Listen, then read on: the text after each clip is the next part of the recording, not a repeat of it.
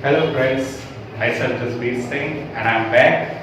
So today we'll study our chapter number 12 or 2 of mathematics 12th class, that is inverse trigonometric function. Okay, so the name of chapter is inverse trigonometric functions. Now, what is this functions? What do we mean by these functions? So, this is our first chapter in this 12th class, that relations and functions. A function, for example, we generally use that let y be a function of x. Okay, y be any function of x. Then, for example, I have x square plus 2. Okay, so when this y is x square plus 2 is a function of x, y is a function of x, what does it mean? Yeah, what rules does it obey? So for a function, we must have that the domain have only one image on the range. Okay, so if I say this is range and this is my domain, any a, b, c values are there and any x, y, z values are there. So every this domain have one image here.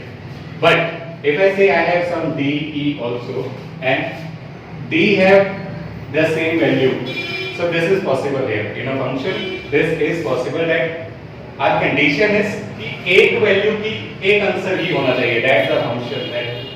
Okay, but हमारे पास दो values पे same range भी हो सकती है. For example here if I से here for x equals 1, for x equals to 1, my value would be x is equal to 1 square plus 1 square plus 2 equals 3.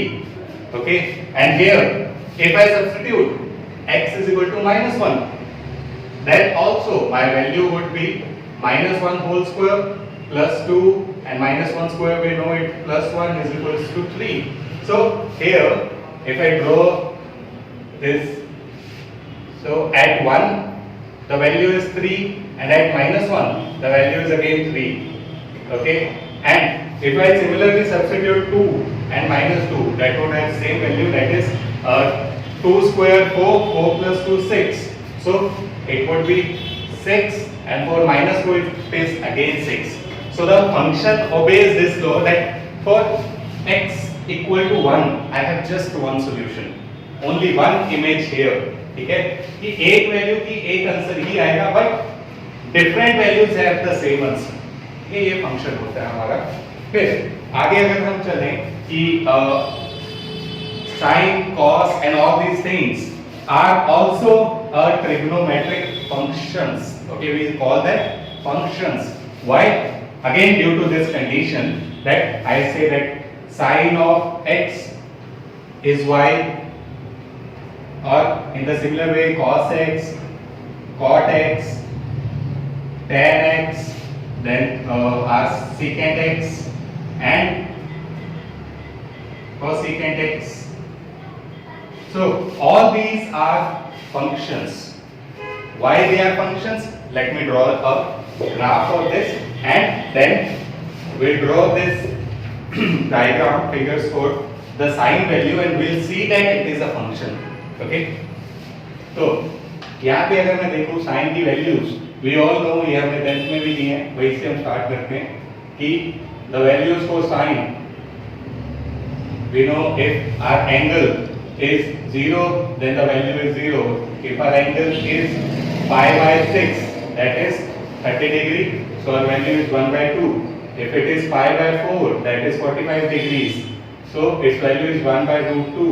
Then at pi by 3, its value is root 3 by 2, and at 90, that is pi by 2, its value is 1, and its value again increases like this.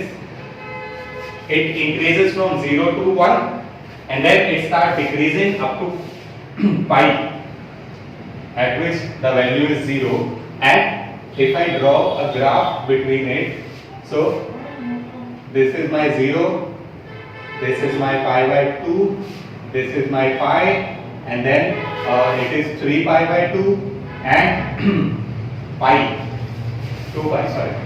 So here, if I draw the graph, what I observe that from 0 to 90, my values are increasing. 0, 0.5, 0.7, and so on. It increases up to 1. So on the y-axis, my maximum value is 1 here, and its value increases up to 1. Fine. Then up to pi, it decreases to 0. Fine. Then again, its value goes to the negative sign in the negative y-axis up to -1 at 270 degrees, and then it again goes to the 0 at 2 pi. So, and this graph repeats itself. So this graph repeats itself up to 4 pi. Okay, so this is my 3 pi. So what I observe here, it is 5 pi by 2. So what I observe, at every odd integral of pi by 2, its value is 1, -1, 1, -1, and every integral multiple of pi, its value becomes 0. That means 0, pi will be 0, 2 pi will be 0, 3 pi will be 0, 4 pi will be 0. And in the similar way, in the negative axis, we also have this graph, that minus pi by 2, its value is -1. Then at minus pi, its value becomes 0. So this is a graph for the sine, which we already know, that we have done in the 11th class. So यहाँ पे अगर मैं देखूं कि अगर domain sign का मैं substitute करूं, so for sine function I am writing the sine function only here, and we will use it in the further section. So इसलिए इसको रिपीट कर रहा हूं.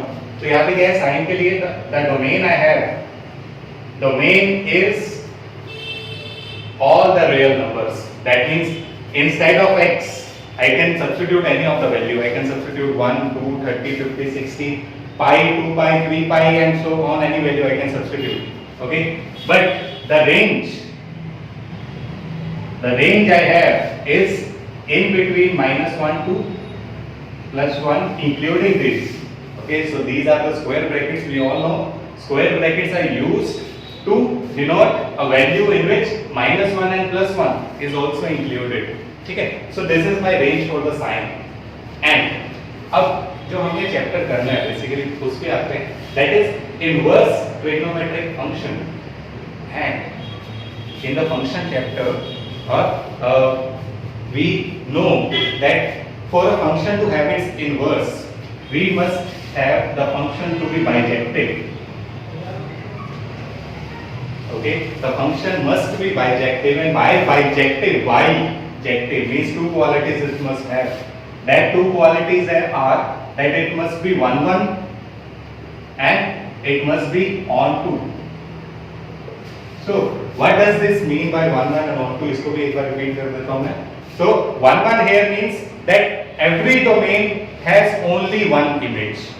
ठीक है, कि every domain has only one image, उसको हम बोलते हैं 1, 1. फॉर एग्जाम्पल अगर इसको मैं ड्रॉ करूं कि साइन का फंक्शन यहाँ पे हम ड्रॉ करें, तो this is my domain and this is my range. तो यहाँ पे क्या होगा कि मैंने साइन की कौन कौन सी वैल्यू सब्स्टिट्यूट की, मैंने की 0, चलो 30 डिग्री ले लेते हैं, then 60, 90, 120 and so on up to 180 and 200, चलो 70 ले लेते हैं, देन 360. ठीक, तो ये वैल्यूज मैं डोमेन में रख रहा हूं. तो जबकि मेरा जो डोमेन है दैट इज रियल नंबर, कोई भी रियल नंबर मैं रख सकता हूं यहाँ पे. नाउ रेंज तो मैंने देखा -1 से लेके +1 तक है. ठीक है, कि मैं जोन सा मर्जी सब्स्टिट्यूट कर दूं, इसके बीच में मेरा आंसर आना है. तो कैसे ना मेरा आंसर के इसमें लिख लेता हूं कि 0, 1/2, 1/√2, √3/2, ऐसे यहाँ पे -1/2, -1/√2 एंड -√3/2।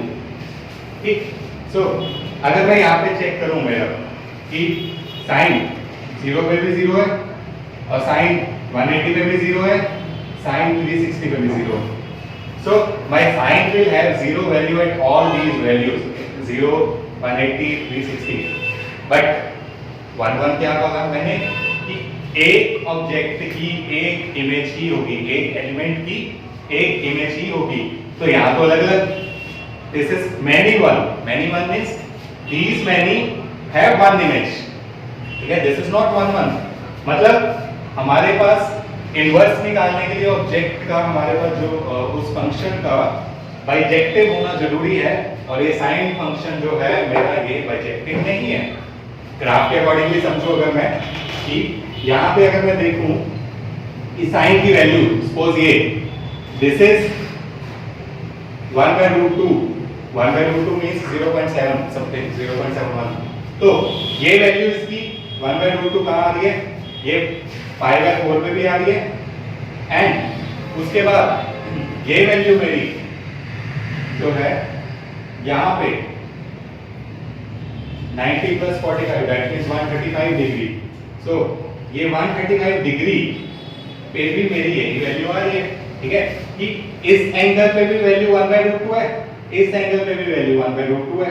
सो यहाँ पे अगर मैं देखूं कि मेरी दो जगह पे एक ही वैल्यू है, अगर मैं इसको कहूं that function of here 45 degree is equal to function of 135 degree has the value to be 1/√2, so ये मेरा 1 नहीं है, एंड अगर ये 1 ही नहीं है that means इसका सॉल्यूशन भी, इसका इनवर्स भी नहीं है, ठीक है।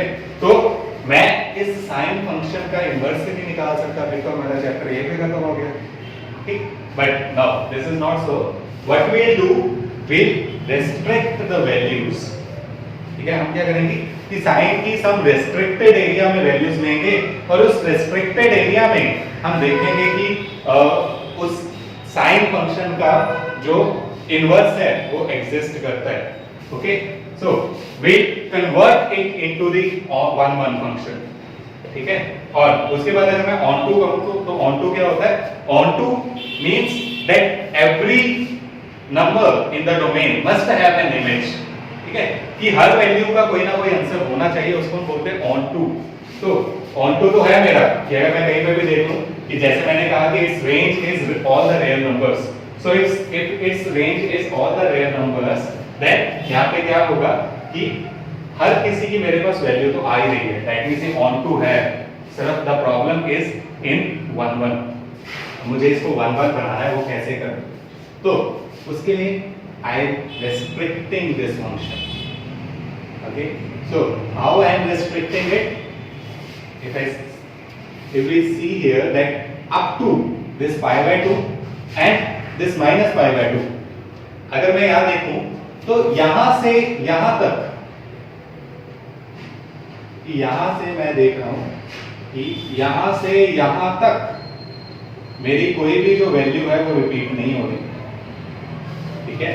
तो इस एरिया में, इस रीजन में मेरी कोई भी वैल्यू रिपीट नहीं हो रही, दैट मींस अगर कोई भी वैल्यू रिपीट नहीं हो रही तो हर वैल्यू का एक अपना इमेज है, और अगर हर वैल्यू की अपनी इमेज है दैट मींस कि ये 1 है। कि अगर मैं चलो चेक करता हूं, मैं यहाँ पे देख रहा हूं तो इसकी वैल्यू यहाँ आ रही है, अगर मैं यहाँ देख रहा हूं तो इसकी वैल्यू ये आ रही है, अगर मैं यहाँ देख रहा हूं तो ये आ रही है, 0 पे 0 आ रही है, यहाँ देख रहा हूं तो माइनस में चले गई, फिर यहाँ देख रहा हूं तो कोई और आ गई, फिर यहाँ मैं देख रहा हूं तो ये -1 आ गई। हेंस हर यहाँ डोमेन में मेरे पास क्या हुआ, हर जगह पे जो वैल्यू है वो उसकी एक डिफरेंट इमेज है, and if we have different image at every point that means that it is 1 so if it is 1 here and on तो मैंने कहा ही है कि कोई भी वैल्यू यहाँ पे मैं ले लूं, ठीक है, यहां से लेके यहां तक, अगर इस लाइन के ऊपर मैं कोई भी वैल्यू ले लूं तो हर किसी का कोई ना कोई आंसर है, दैट मींस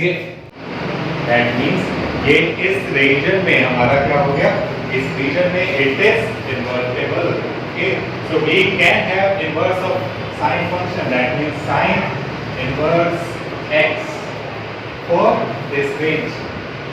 सो यही है हमारा कि अगर मैं इसको समराइज करूं, इसको पूरा देखूं, तो साइन की अगर मैं वैल्यूज देखूं कि मेरे पास जो साइन x का हमने डोमेन एंड रेंज अभी अभी रेज किया, वो क्या था कि domain for it is all the real number and range for the sine function is from -1 to +1 and for the sign inverse x I will have the domain here, that domain, that means मैं कौन सी value substitute कर सकता हूँ inverse लेके आने के लिए।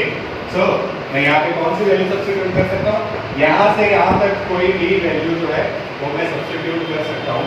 सो मेरा जो डोमेन होगा वो आएगा फ्रॉम -1 से 1 तक मैं कोई भी वैल्यू सब्स्टिट्यूट कर सकता हूँ यहाँ पे, एंड जो उसकी रेंज आएगी, जो उसके आंसर आएगा, वो मेरा क्या होगा, इट इज -π/2 to +π/2। ठीक है, तो ये मेरा इसका डोमेन एंड रेंज आ गया।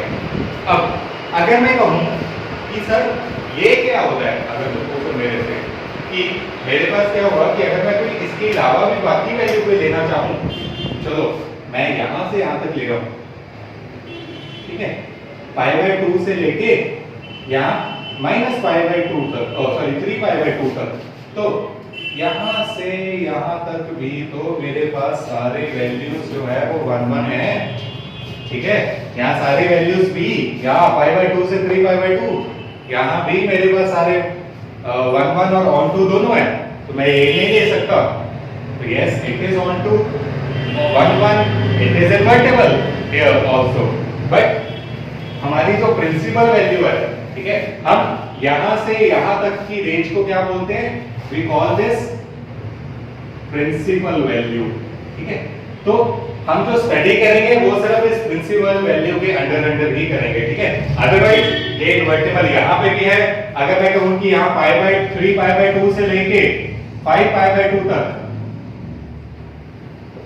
यहां ये इन्वर्टेबल है या नहीं, तो yes, it is invertible here also. ठीक है, तो मेरा ये क्या हो गया कि ये यहाँ हर जगह जो है वो इन्वर्टेबल है, but we will see under this principal value only. Okay, तो दिस इज, ये हमें याद रखना है इस चैप्टर में। अगर हमें ये चीजें पता है तो ये मेरा क्या है कि ये मेरा आंसर जो है, ये अगर मेरी जनरल नॉलेज, अगर मेरी कॉमन सेंस यहाँ पे चल रही है, तो मुझे अगर ये वैल्यूज पता है तो मैं इजीली सारे जो क्वेश्चंस हैं वो कर सकता हूँ। ठीक है, अदरवाइज ये चैप्टर छोटे ही है, 2 एक्सरसाइज और 1 मिसलेनियस है एनसीईआरटी में, उसमें अगर मैं सीधा ही ये वैल्यूज याद रख लूं तो भी मेरा जो आंसर है वो मैं निकाल सकता हूं। बट हमें क्या है, एक डीप नॉलेज होनी चाहिए, हमें पता होना चाहिए कि ये π/2 -π/2 से +π/2 आया कहां से। ठीक है, तो here I have this range and domain of sine inverse.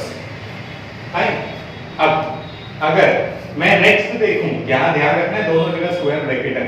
Okay, अब अगर हम cos की वैल्यूज देखिए, नेक्स्ट आते हैं cos फंक्शन पे कि let I have this y is the function of x where that function of x is cos। Okay, so it is my fx। अब cos भी मेरा एक फंक्शन है, because similar to the sine function cos की भी क्या है, जो वैल्यूज है वो -1 से लेके +1 तक हो सकती है, और कोई भी वैल्यू जो है वो मैं एज अ डोमेन यहाँ सब्स्टिट्यूट कर सकता हूँ। ठीक है, और cos का ग्राफ कैसे बनता है, आप पहले cos का ग्राफ बना लेते हैं। तो the graph for this cos function is,